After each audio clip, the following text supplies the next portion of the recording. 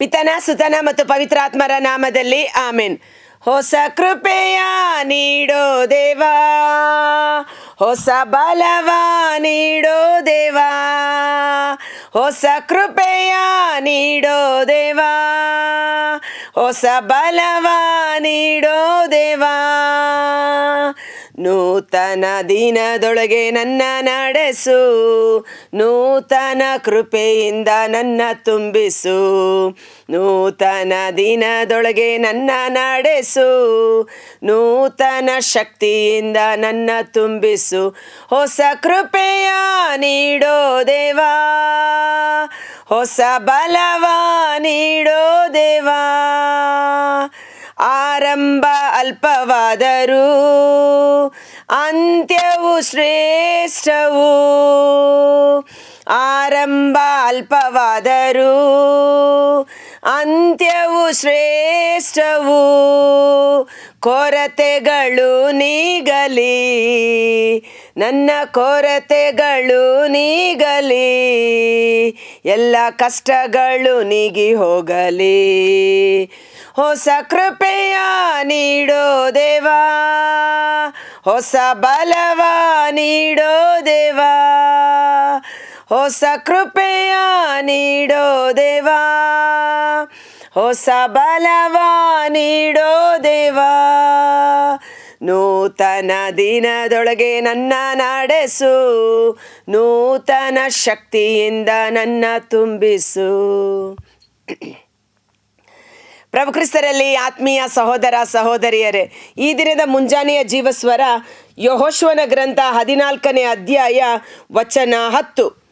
ಸರ್ವೇಶ್ವರ ಈ ಮಾತುಗಳನ್ನು ಮೋಶೆಗೆ ಹೇಳಿದಂದಿನಿಂದ ಇಸ್ರಾಯೇಲರು ಅರಣ್ಯದಲ್ಲಿ ಅಲೆಯುತ್ತಿದ್ದ ವರ್ಷಗಳು ಸೇರಿ 45 ವರ್ಷಗಳು ದಾಟಿದವು. ಸರ್ವೇಶ್ವರ ತಾವು ನುಡಿದಂತೆಯೇ ಈ ಕಾಲವೆಲ್ಲ ನನ್ನನ್ನು ಜೀವದಿಂದ ಉಳಿಸಿದ್ದಾರೆ. ಈಗ ನನಗೆ 85 ವರ್ಷ. ಮೋಶೆ ನನ್ನನ್ನು ಕಳಿಸಿದಾಗ ನನಗೆಷ್ಟು ಬಲವಿತ್ತೋ ಈಗಲೂ ಅಷ್ಟೇ ಬಲದಿಂದ ಯುದ್ಧ ಮಾಡುವುದಕ್ಕೂ ವಿಶೇಷ ಕಾರ್ಯಗಳನ್ನು ನಿರ್ವಹಿಸುವುದಕ್ಕೂ ನನಗೆ ಮುಂಚಿನಂತೆಯೇ ಶಕ್ತಿ ಇದೆ. ಅದ್ಭುತಕರವಾದ ವಚನ. ಇಲ್ಲಿ ಕಾಲೇಬನು ವಿಶೇಷವಾದ ಕೃಪೆಯನ್ನು, ವಿಶೇಷವಾದ ಆತ್ಮರನ್ನು, ವಿಶೇಷವಾದ ಶಕ್ತಿಯನ್ನು ಹೊಂದಿಕೊಂಡಿರುವಂಥ ವ್ಯಕ್ತಿ.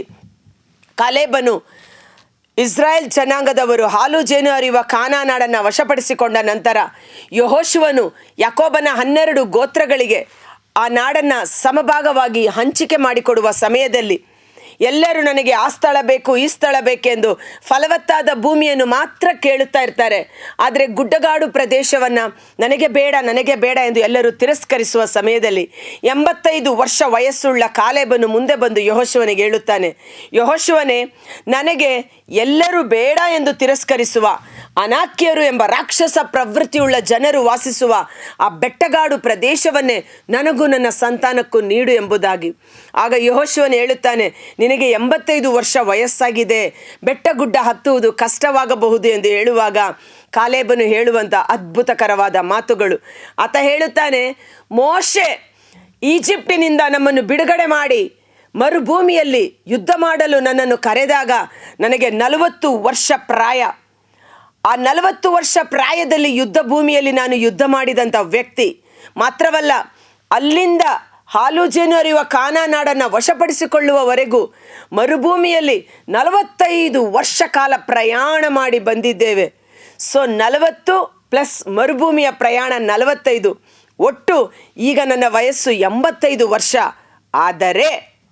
ಆದರೆ ಮೋಶೆ ನನ್ನನ್ನು ಯುದ್ಧ ಮಾಡಲು ಕರೆದಾಗ 40 ವರ್ಷದಲ್ಲಿ ನನ್ನ ಶರೀರದಲ್ಲಿ ಯಾವ ಬಲ, ಯಾವ ಶಕ್ತಿ ಇದೆಯೋ ಅದೇ ಬಲ, ಅದೇ ಶಕ್ತಿ ಈಗಲೂ 85 ವರ್ಷ ವಯಸ್ಸಾಗಿದೆ ಅಷ್ಟೇ.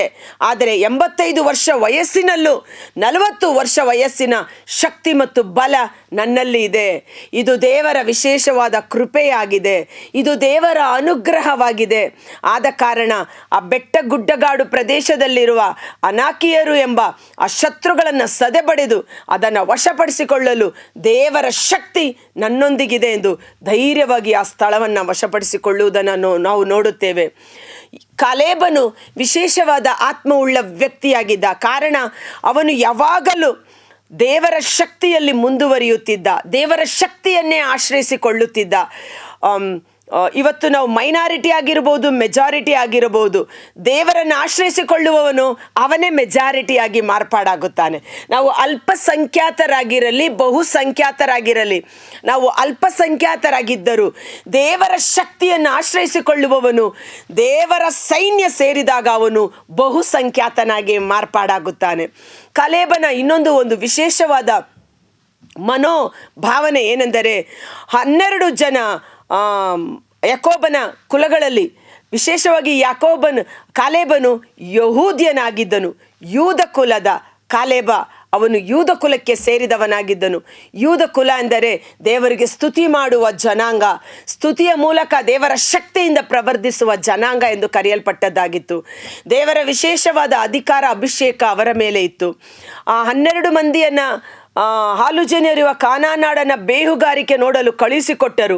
ಆ 12 ಮಂದಿ 40 ದಿನಗಳ ಕಾಲ ಆ ನಾಡನ್ನು ಸುತ್ತುವರಿದು ಹಿಂದಿರುಗಿ ಬಂದಾಗ ಅಲ್ಲಿಯ ಫಲ ಪುಷ್ಪ ಹಣ್ಣುಗಳನ್ನು ತೆಗೆದುಕೊಂಡು ಬಂದರು. ಅದರಲ್ಲಿ 12 ಮಂದಿಯಲ್ಲಿ 10 ಮಂದಿ ಜೋರಾಗಿ ಕಣ್ಣೀರಿನಿಂದ ಹೇಳುತ್ತಾರೆ, ಅಯ್ಯೋ ಆ ನಾಡು ತುಂಬ ಚೆನ್ನಾಗಿದೆ, ಅಲ್ಲಿ ಬೆಳೆಯುವ ಹಣ್ಣು ಹಂಪಲುಗಳು ತುಂಬ ಚೆನ್ನಾಗಿದೆ, ಆದರೆ ಅಲ್ಲಿರುವ ಶತ್ರುಗಳು ಭಯಾನಕವಾಗಿದ್ದಾರೆ, ರಾಕ್ಷಸ ಪ್ರವೃತ್ತಿ ಉಳ್ಳವರಾಗಿದ್ದಾರೆ, ಅವರನ್ನು ಸೋಲಿಸಲು ನಮ್ಮಿಂದ ಸಾಧ್ಯವೇ ಇಲ್ಲ, ನಾವು ಇಲ್ಲಿಯೇ ಸತ್ತು ಹೋಗುವುದು ಲೇಸು ಎಂಬುದಾಗಿ ಅಶುಭ ವಾರ್ತೆಯನ್ನು ಪ್ರಕಟಪಡಿಸುವಾಗ ಅದನ್ನು ಕೇಳಿದ ಇಡೀ ಕಾಂಗ್ರಿಗೇಷನ್, ಇಡೀ ಸಮೂಹ ಕಣ್ಣೀರಿನಿಂದ ಗೋಳಾಡುತ್ತದೆ. ಅಂಥ ಸಮಯದಲ್ಲಿ ಕಾಲೇಬ ಮತ್ತು ಯೆಹೋಶುವ ಎದ್ದು ನಿಂತು ಧೈರ್ಯವಾಗಿ ಹೇಳುತ್ತಾರೆ, ಯಾಕೆ ನೀವು ಅಶುಭ ವಾರ್ತೆಯನ್ನು ಬಿತ್ತನೆ ಮಾಡುತ್ತೀರಿ? ಆ ನಾಡಿನಲ್ಲಿರುವವರು ರಾಕ್ಷಸ ಪ್ರವೃತ್ತಿ ಉಳ್ಳವರು ನಿಜ, ಆದರೆ ಅವರೊಟ್ಟಿಗಿರುವ ದೇವರ ನೆರಳು, ದೇವರ ಶಕ್ತಿ ಅವರನ್ನು ಬಿಟ್ಟು ಹೋಗಿದೆ.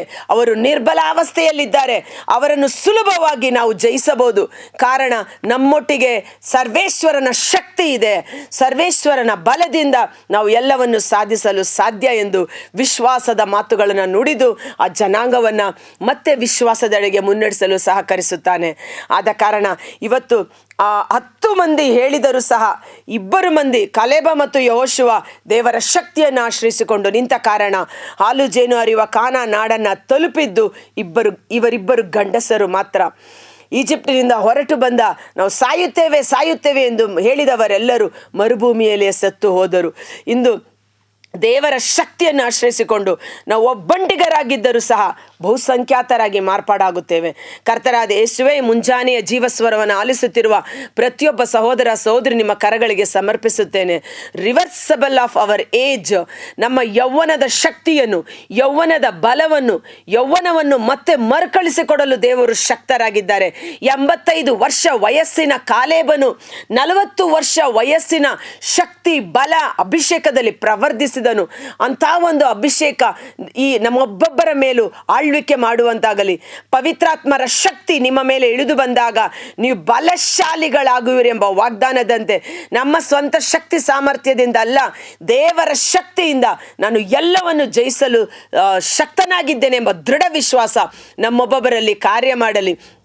ಹದ್ದಿಗೆ ಯೌವನ ಮರುಕಳಿಸುವಂತೆ ಬಲಾಭಿವೃದ್ಧಿಯು, ಶಕ್ತಿ ಸಾಮರ್ಥ್ಯವು ನಮ್ಮೊಬ್ಬೊಬ್ಬರಲ್ಲಿ ಈ ಮುಂಜಾನೆ ವೇಳೆ ಅಭಿಷೇಕವಾಗಿ ಸುರಿಸಲ್ಪಡಲಿ. ಪ್ರತಿಯೊಬ್ಬರ ಶರೀರದಲ್ಲಿ ಕಾಡುತ್ತಿರುವ ಎಲ್ಲ ವಿಧವಾದ ಬಲಹೀನತೆಗಳು, ಅವರ ಮನಸ್ಸಿನಲ್ಲಿರುವ ಎಲ್ಲ ವಿಧವಾದ ನೆಗೆಟಿವ್ ಥಾಟ್ಸು, ಅವರ ಶರೀರದ ನಿಶಕ್ತಿಗಳು ಯೇಸುವಿನ ನಾಮದಲ್ಲಿ ಪವಿತ್ರಾತ್ಮರ ಶಕ್ತಿಯಲ್ಲಿ ಸಂಪೂರ್ಣವಾಗಿ ಬಿಡುಗಡೆಯಾಗಲಿ. ಸ್ವರ್ಗದ ಶಕ್ತಿ ಪವಿತ್ರಾತ್ಮರು ಪ್ರತಿಯೊಬ್ಬರಲ್ಲಿ ಆವರಿಸಿಕೊಂಡು ಸ್ವರ್ಗೀಯ ಶಕ್ತಿಯಿಂದ ಅವರು ಮುನ್ನಡೆಸಲ್ಪಡುವಂತೆ ಯೇಸುವಿನ ಅದ್ಭುತಕರವಾದ ನಾಮದಲ್ಲಿ ಪ್ರಾರ್ಥಿಸಿ ಬೇಡಿ ಹೊಂದಿಕೊಳ್ಳುತ್ತೇವೆ. ಆಮೆನ್.